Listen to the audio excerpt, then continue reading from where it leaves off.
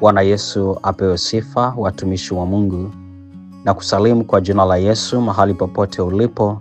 Nitumie nafasi hii kukaribisha katika channel hii pekee ya Power Request kwa ajili ya kupokea baraka na kusikia kile ambacho Mungu anataka usikie katika siku ya leo. Mimi ni Mohamed Mgase, karibu na ubarikiwe sana kupitia ujumbe huu. Jana nilifafanua aina ya karatasi, namna zinavyofanya kazi. Nikasema karatasi ya kwanza inawekwa kwenye maji yanayokwenda, karatasi ya pili inawekwa kwenye mafiga ambayo wanapikia, wale wa mama wanaopika kwenye jiko la mafiga, kwa karatasi ile inawekwa pale. Leo ninazungumza aina ya 4 ya karatasi. Aina hii ya karatasi kwa lugha zao wanaita al-majid, yani ni karatasi iliyokusudiwa. Jina lililoandikwa kwenye karatasi hiyo imekusudiwa asiishi ila afe. Kwa hiyo utaratibu wa kumuita yule pepo ni zile nilizowaambia, na pepo huyu al-majid anafugwa katika vyoo. Na nilisema wale ambao wanaingia katika vyoo ambavyo sio vya kuflash, mara nyingi watu wengi hutumia kwa ajili ya kufuga hizi nguvu zilizo kinyume kabisa na mapenzi ya Mungu aliye hai. Kwa wanapokusudia kufanya mambo yao, wataingia katika maeneo hayo wakiwa na vitu vikubwa vitatu. Kitu cha kwanza, wataingia kule chooni wakiwa na kitu kinaitwa ubani. Ubani ni ule unatumika, kuna ubani aina nyingi, kuna ubani maka, ubani marashi, ubani baridi. Kwa hiyo watumia ule ubani ambao unaitwa ubani maka, unakuwa na harufu kali sana. Lakini pia wataingia na kitu kinaitwa mavumba bahari, ni miti fulani inaota ukingoni mwa bahari. Na wataingia na maji yale niliyowaambia siku ile, ambao tutakuja kuwaeleza huko mbele ya safari wanapata wapi.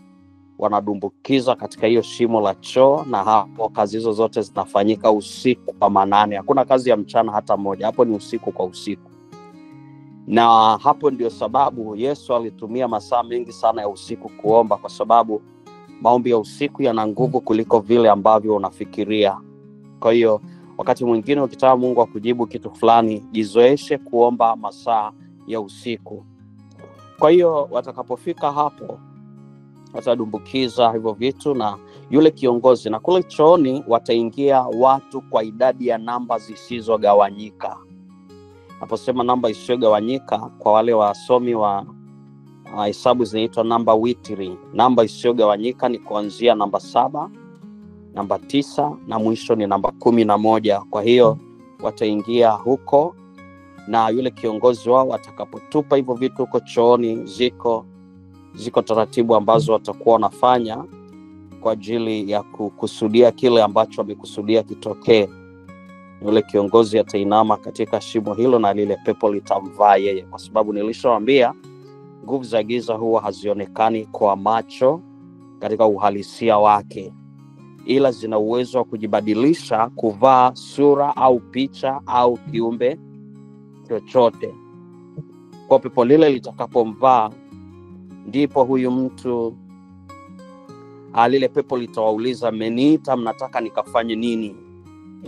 Huyu mtu ataanza kujipiga kwa sababu atakuwa amepagawa na lile pepo. Kwa sasa lile pepo litazungumza kupitia kinywa cha huyo ambaye ni kiongozi katika kundi hili. Ndipo atasema, Bwana, tunataka fulani au gue na ikibidi apoteze maisha. Au pia wanaweza wakasema kwamba tunataka apate ajali. Chochote kile ambacho wanataka kitokee watatamka, na wakishatamka, nguvu za giza zinahitaji ujira pia. Tutaulizwa, kwa hiyo mtatupatia nini? Kwa pale mnapatana, ni biashara hiyo. Tutakupatia mbuzi au tutakupatia njiwa au tutakupatia kondoo au tutakupatia ng'ombe.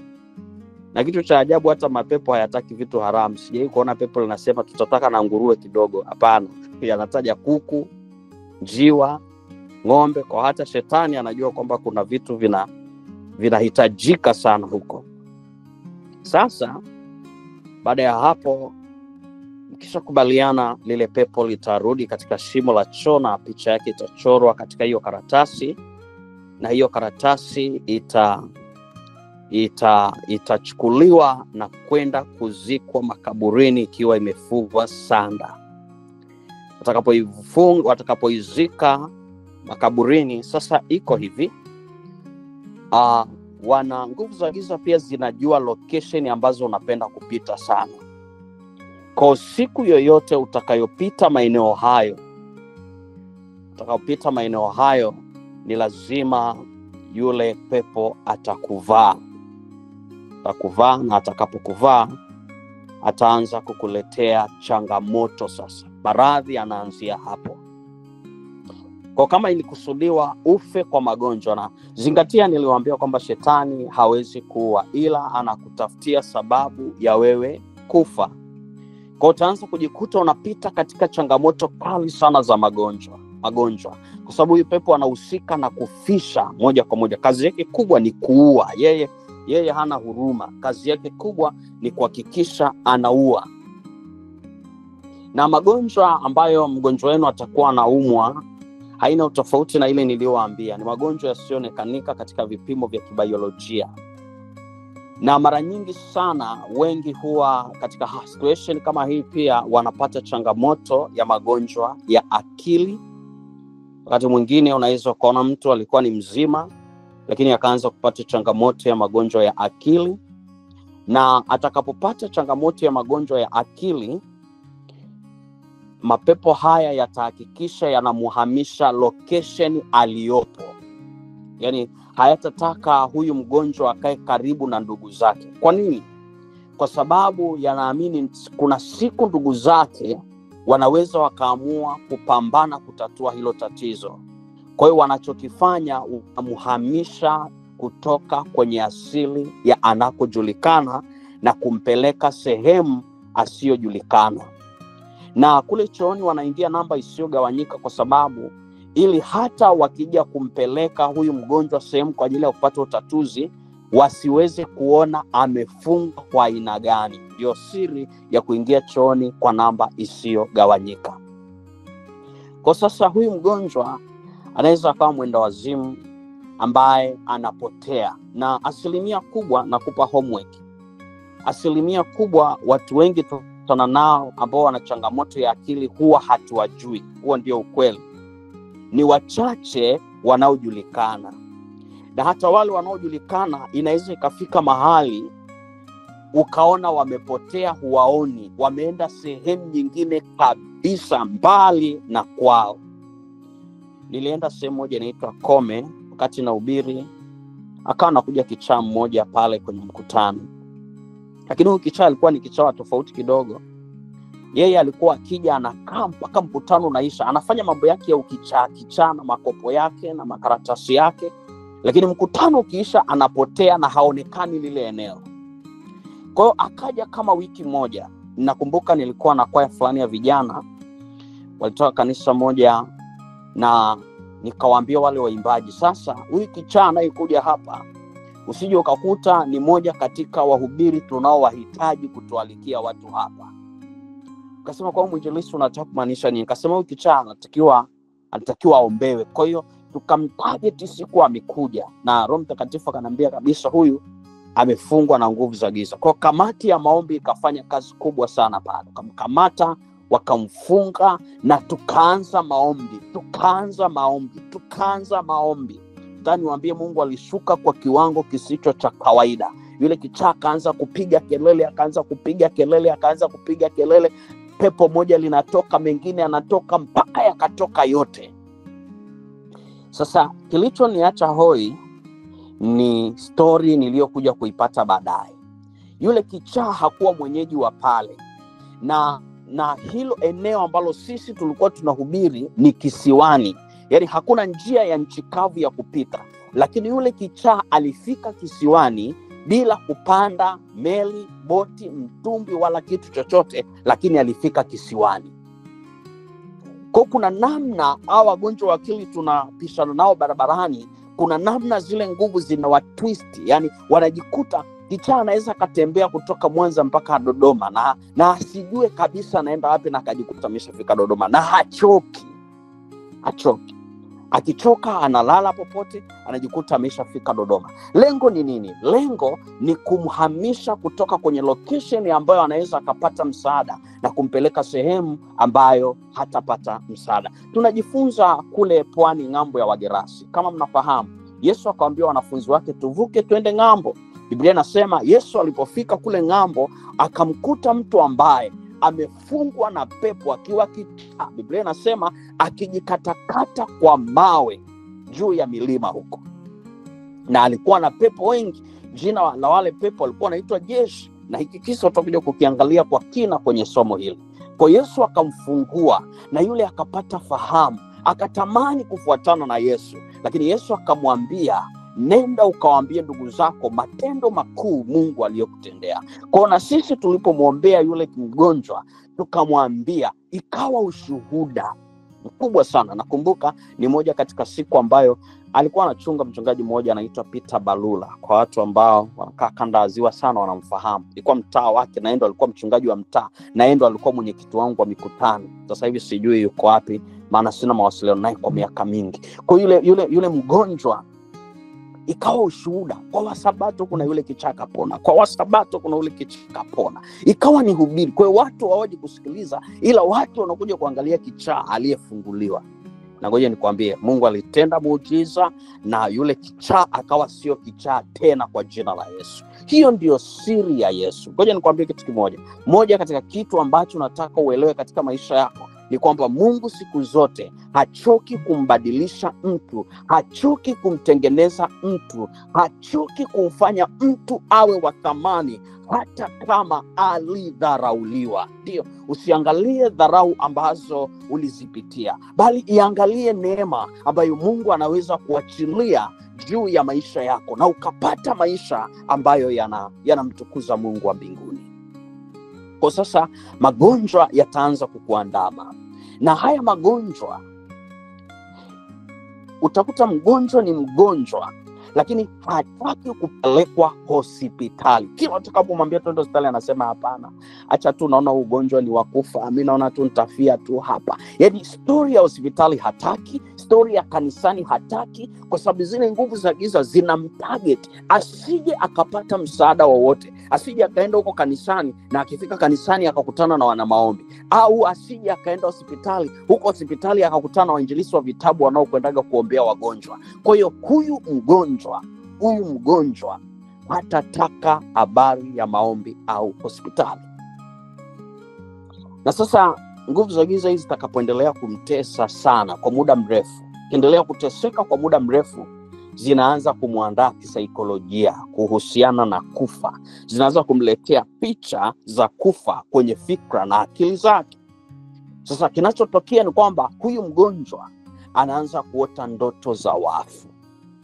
Ataanza kuota ndoto za wafu, ataanza kuota watu waliokufa zamani, ataanza kuota habari za watu ambao hawajui wamekufa. Saa nyingine ataota yeye mwenyewe kafa ndo anazikwa. Saa nyingine ataota amekufa lakini anataka kuongea, anashindwa. Kwa shetani ataanza kumtengeneza kisaikolojia kwamba sasa wewe habari ya kuishi imekwisha.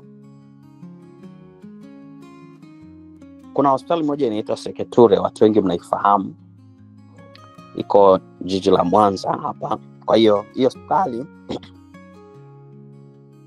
sauti yangu haiko vizuri, lakini naamini mnanielewa vizuri. Hii hospitali tulikuwa tuna kawaida kwenda pale kuomba kila siku ya Sabato. Tulikuwa tunaenda pale kuomba, na tulipokuwa tunaenda pale kuomba, siku moja nikaenda kwenye kitanda alichokuwa amelala baba mmoja. Alikuwa Muislamu. Nikamwambia, sisi ni Wakristo, ni wa Adventist wa Sabato. Je, uko tayari tuombe kwa ajili yako, tumwambie Mungu juu ya ugonjwa ulio nao? Unajua mgonjwa huwa hachagui dawa, hachagui mfumo wa maombi. Yeye hata kama huna dini umwambie unataka kumwombea, atasema sawa. Yule baba akasema sawa, niombe. Kamwekea mkono, nikaanza kuomba. Tukaomba, tulikuwa mimi na mtumishi wa Mungu mmoja anaitwa Mesha. Tukaanza kuomba, tukaomba sana pale kitandani. Katika kuomba, tuliposema amina, yule baba akasema, ninaombeni namba yenu ya simu. Tukamwandikia namba ya simu. Na tulipomwandikia namba ya simu akasema, mnaweza kuwa mnanitembelea kipindi niko hapa hospitali? Tukamwambia ndio tunaweza. Tukawa tunamtembelea. Tunaenda pale tunaomba. Siku ya mwisho tuliyokwenda akasema, mimi ninajua nilitakiwa kufa, lakini najua kwamba Mungu hajaruhusu nilale mauti. Mungu hajaruhusu. Na huyu Mungu ambaye ameninyanyua katika hiki kitanda ndiye Mungu ninayetaka kumwabudu kuanzia sasa. Unaona namna Mungu alivyo. Mungu ni wa ajabu sana. Ziko nyakati ambazo shetani atakupitisha katika njia inayokuonyesha mauti.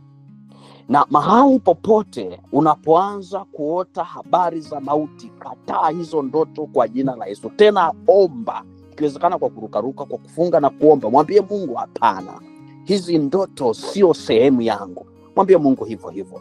Mwambie hizi ndoto sio sehemu yangu. Mimi sio mtu wa kuota ndoto kama hizi. Kwa pepo hili litaendelea kumtesa, ataendelea kuteseka na kupita kwenye changamoto. Unaweza kushangaa kifafa. Hebu tuangalie Biblia inasemaje. Naomba nisiongee mambo mengi bila kuweka neno kidogo. Mathayo sura ile ya 17 na mstari wa 15. Biblia inasema, Bwana umrehemu mwanangu, kwa kuwa ana kifafa na kuteswa vibaya, maana mara nyingi huanguka motoni na mara nyingi majini. Nikamleta kwa wanafunzi wako wasiweze kumponya.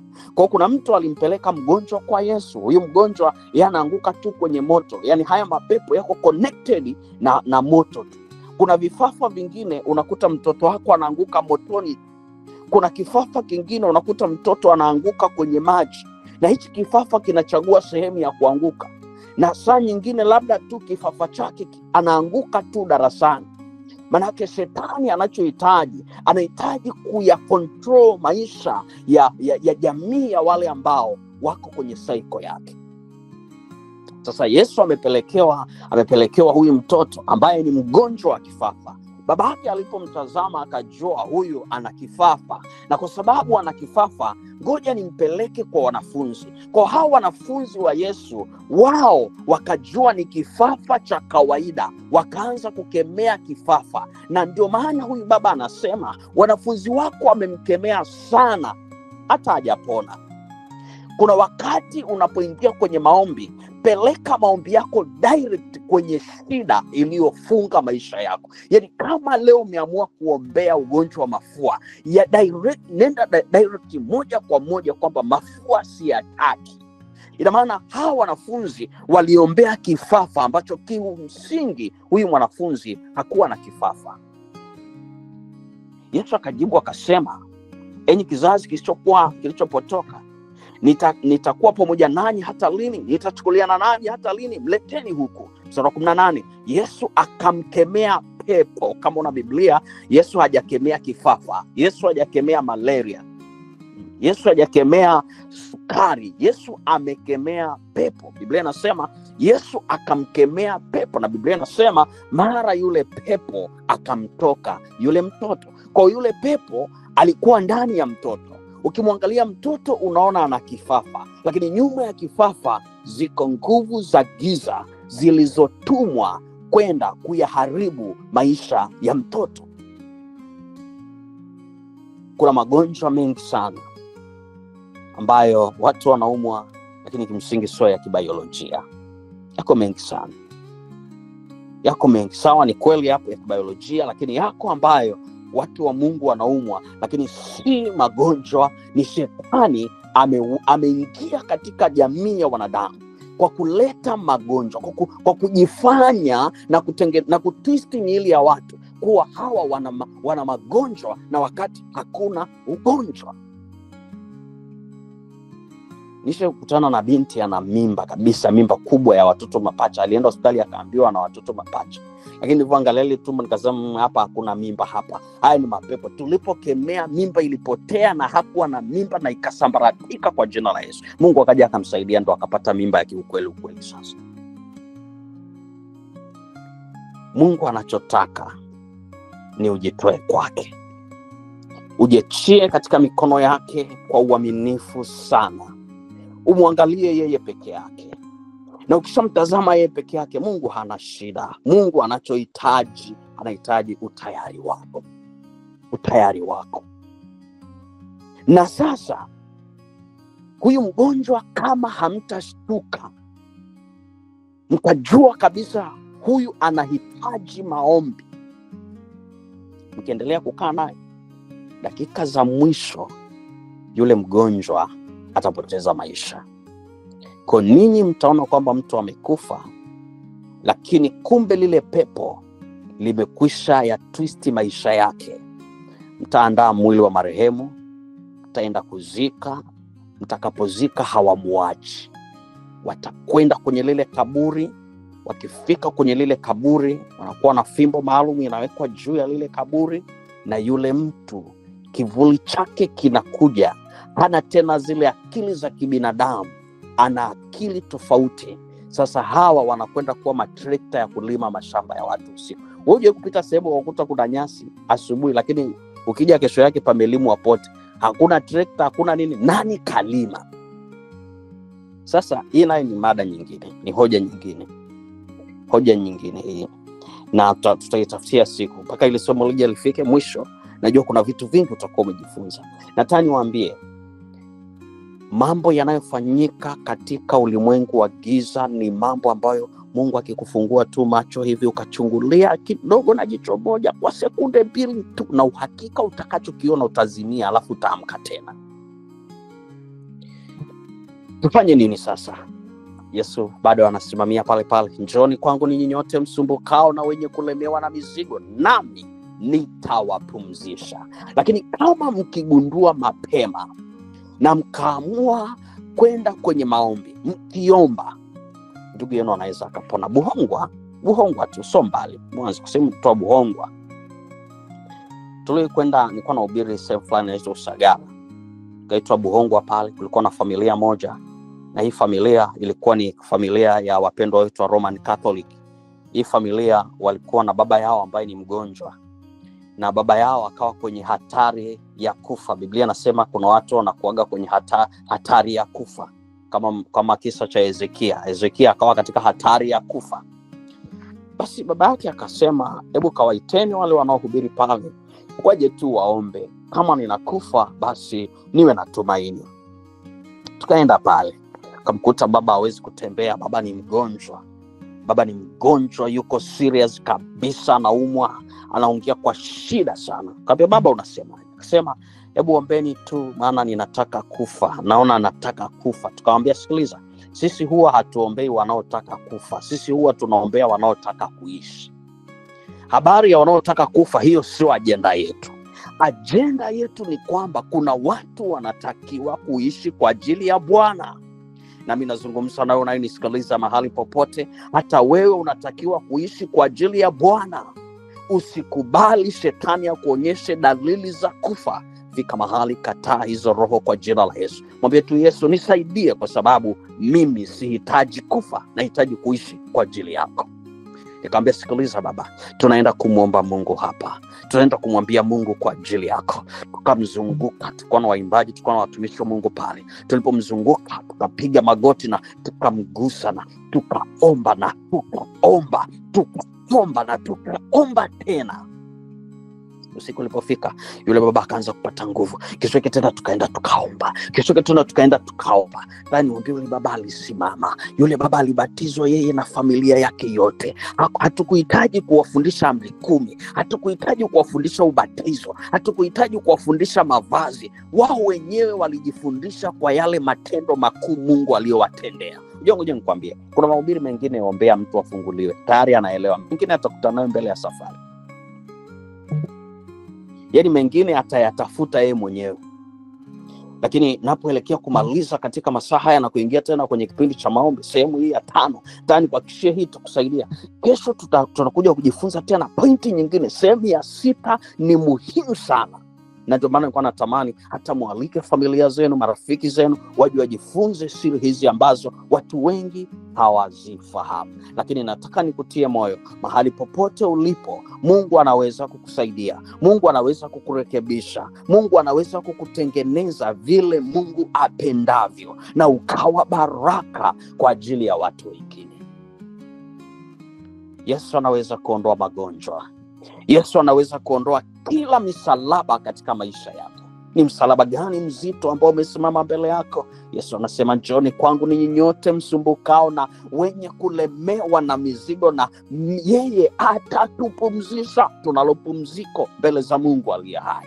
Tunalo pumziko, tunayo ahadi, tunalo tumaini katika masaa ya usiku. Mahali popote ulipo, kama Mungu anaweza kuwalisha na kuwatunza ndege wa angani, kama Mungu anaweza kuwatunza viumbe wa baharini, kama Mungu anaweza kuwatunza wasiolima, wasiopanda, wanyama wasiolima na kupanda lakini wanaishi, je, wewe si bora mara 10 kuliko hao? Katika usiku huu wa leo na katika masaa haya, naomba nikuelekeze msalaba wa Yesu. Najua shetani kuna muda anakuelekeza kwenye mauti, lakini moyoni mwako sema, na ikataa mauti kwa jina la Yesu. Unapaswa kuikataa mauti. Ikatae mauti na umwangalie Yesu. Kataa mauti na angalia msalaba. Ukiona mtu anakuambia huu ugonjwa ulimuua ndugu yangu, kuna watu wanatabia akija kukupa pole na kukusalimia wakati unaumwa, anasema unajua ugonjwa ndio ulimuua ndugu yangu. Mwambie huyo ni ndugu yako na si mimi. Mimi sifi kwa jina la Yesu. Saa nyingine kataa mauti maisha yako. Kataa mauti. Kataa mauti ya kimwili, kataa mauti ya kiroho, kataa mauti ya kiuchumi, kataa mauti ya kukosa kazi. Kila mauti ikatae. Hiyo mauti ambayo inafuatilia maisha yako ipeleke msalabani kwa Mungu na useme, hii mauti sitaki tena. Mungu akubariki. Mungu akusaidie. Mungu akupe nguvu za kusimama tena katikati ya mateso makali, katikati ya dhoruba kubwa. Yesu akakutendea mambo makubwa kwa ajili ya utukufu wa jina lake. Acha ndoa yako kufa. Tutaje kuangalia katika sehemu zinazoendelea namna ambavyo hata hizi nguvu za giza zinaenda kuua ndoa, zinaua ndoa.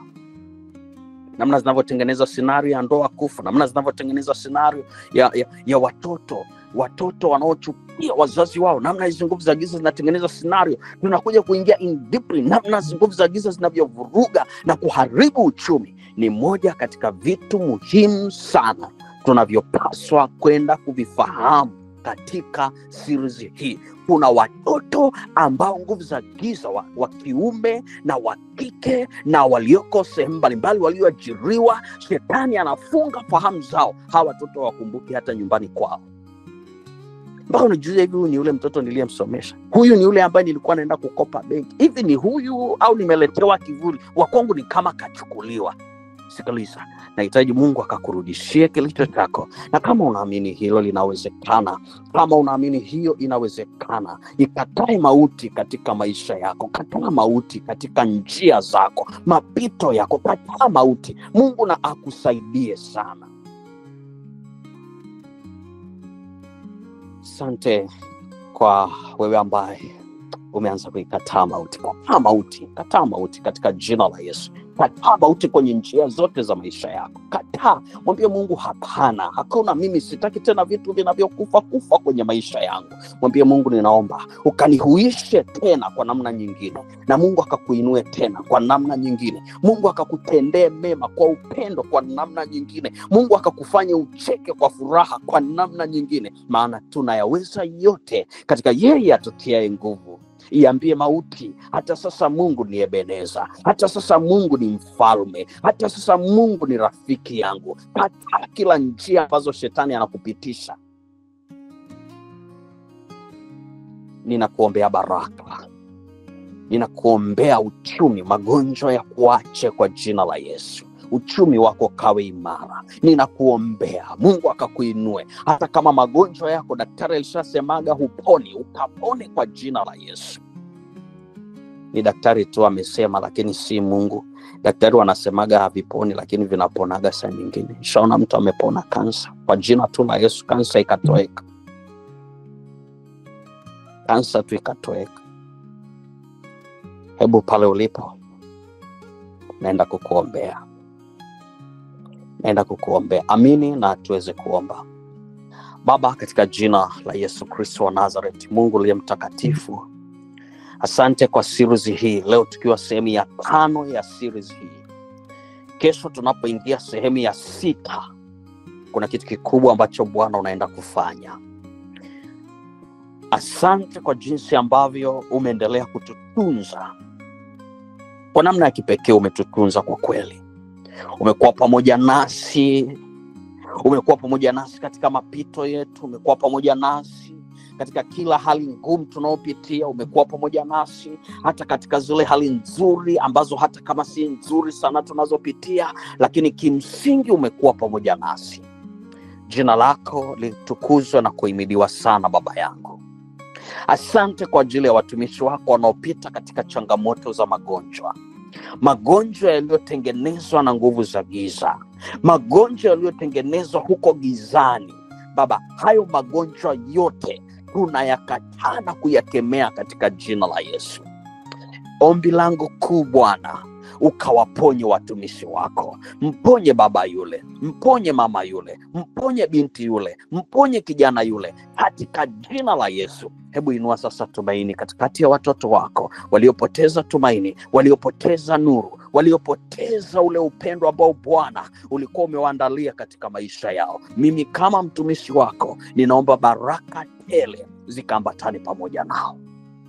Rafiki yangu si upone, mama yako apone, wako apone, kaka yako apone, dada yako apone, rafiki yako apone katika jina la Yesu. Kila mgonjwa aliyekuzunguka, Mungu amponye mgonjwa aliye katika familia yenu. Mungu alete uponyaji. Mungu alete uponyaji. Mungu alete uponyaji. Kila nguvu za giza zimeshindwa, kila pepo wachafu wameshindwa, kila mikosi imeshindwa, na Yesu umeshinda, kwa sababu uliahidi kwamba umetupatia Roho Mtakatifu atakayetupitisha katika kila ushindi tunaotamani. Na kwa sababu hiyo Baba, asante, maana wote tunakiri kwamba tumekuwa washindi. Tumekuwa washindi. Tumekuwa washindi. Na kwa sababu hiyo, wabariki hawa watoto wako. Wabariki wote waliojoin katika maombi haya. Wabariki katika jina la Yesu. Wainue katika viwango vingine vya tofauti. Kwenye kazi wainue, kwenye biashara wainue, kwenye afya wainue, kwenye ujasiriamali wainue. Wakumbuke katika kila eneo la maisha yao, ukawainue, ukawapiganie, ukawafute machozi. Wanapolia Baba, uwafute machozi. Mtu mmoja anayelia hapa, Yesu akufute machozi. Yale mambo magumu uliyokosa majibu, Mungu akakupe majibu. Kama ni juu ya kazi, kama ni juu ya chochote kile kilichokuzunguka, Mungu na akupe majibu. Mwambie Mungu asante kwa kuwa unaenda kunitegemeza. Mwambie Mungu asante kwa kuwa unaenda kunitendea mema. Mwambie Mungu asante kwa kuwa wewe ni Mungu usiyeshindwa na jambo lolote. Mweleze juu ya shida yako, mweleze juu ya mapito yako. Nami kama mtumishi wa Mungu na kutamkia baraka. Usiku huu kawe wa baraka kwako, na mchana huu kawe wa baraka kwako. Uwe na amani kwa kuwa Mungu yuko pamoja nawe. Nimekuombea ubarikiwe uingiapo, ubarikiwe utokapo, ubarikiwe mijini, ubarikiwe mashambani, katika jina la Yesu Kristo wa Nazareti. Ubarikiwe mpaka ushangae. Ubarikiwe na nyumba yako. Kapu lako libarikiwe, nyumba yako ibarikiwe, uchumi wako ubarikiwe, kila kitu katika makazi yako kibarikiwe. Na kwa kuwa umeendelea pia kujitoa kwa ajili ya Mungu aliye hai, ubarikiwe kwa jinsi ambavyo kazi ya Mungu inasonga kupitia mikono yako. Ubarikiwe na usione njaa hata siku moja, na kutamkia tu baraka. Ubarikiwe kwa jina la Yesu. Baba, huduma hii hapa Warikos ukaibariki, ukaitendee mema, na ikafanye makubwa zaidi ya haya katika jina la Yesu. Amen. Amen.